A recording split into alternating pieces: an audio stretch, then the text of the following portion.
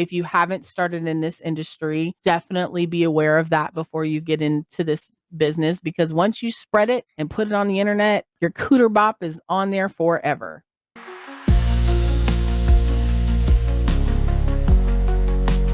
Like anything that you do in life, there's going to be pros and cons. The cons of this job is that we are one of the most ripped apart, judged people on the face of this planet. Doing sex work makes us a target for serial killers, serial rapers, the law enforcement, people who love to judge, scorned wives, rejected husbands and men. Like, there's a lot of people that just hate sex workers for a multitude of reasons. So there's that. So like Anita said, you have to have tough skin.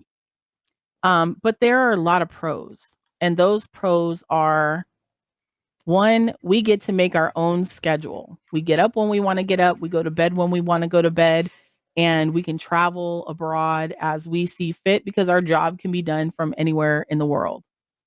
Although we are getting ready to do a seminar talking about things that you should and should not do if you are traveling the world, because there are some laws in some other countries that you can go to prison for having porn on your phone, but that's not the point in this conversation. So being able to travel abroad is fantastic.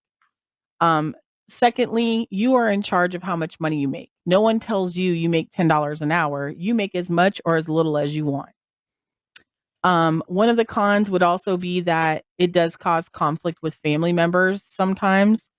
My advice for that is I don't let my family dictate what I do in my life anyway. So take it or leave it. You can love me unconditionally, or you can kindly fuck off. So that works really well for me. And I don't care if anyone accepts what I do or don't do. Another con is if you're working with other people and you're not getting tested, or not working with safe people that are also getting tested, and you're doing fluid exchange or sexual acts, whether it be on cam or in film or just in general, it can be risky and dangerous. So I definitely recommend being selective and careful and getting tested and working with tested partners in this industry, or, in this line of work. And even outside of this work, like, I definitely recommend, if you're having sex, you should be getting tested, period, and being safe. What are some other pros, Anita? Some of the people that you really meet. Cool people. Look at that. That's how I met Anita. Yeah. And I love her long time. Oh, yes, nice. Love you long time. Love you long time. Yes. 'Cause me so honey. Yeah. Sucky. That's what I'm talking about. Hold on. Nice. It's not working. Hold on. Oh, wrong side. I was on the wrong side. Whoa. I got my... Okay. Cooter bop. I will say one of the other pros for me was finding my confidence, building my self-esteem, and learning a bunch of skills that give me the ability to freelance and work independently for the rest of my life, whether I'm in this industry or not. Another seminar that we're going to work on is like building your resume and taking the things that you learn from this industry and developing those skills and talents into things that can make you money forever. Yeah. I overcame my fear of public speaking, and now I get on stage in front of thousands and thousands of people to host the fashion show, and I do seminars, and I can be the entertainer that I want to be. Pro. There's lots of pros. There's more pros than cons, I think. I think so.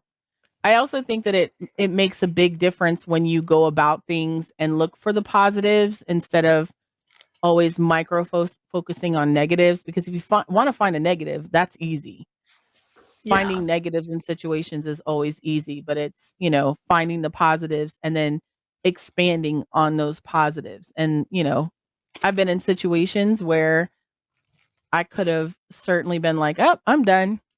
this was, not the best situation, but Well, I also, as a as an outsider, I think one of the pros for you guys is like, like with your, like building your confidence and all that stuff. Like you could like, if you stop today doing everything you guys are doing, you could probably easily get into some other business.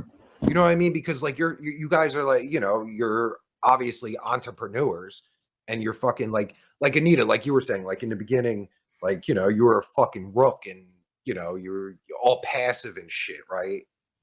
But like then you found your fucking confidence, and you were fucking telling people like it is and shit. And, you know what I'm trying to say? Yeah. Like, yeah.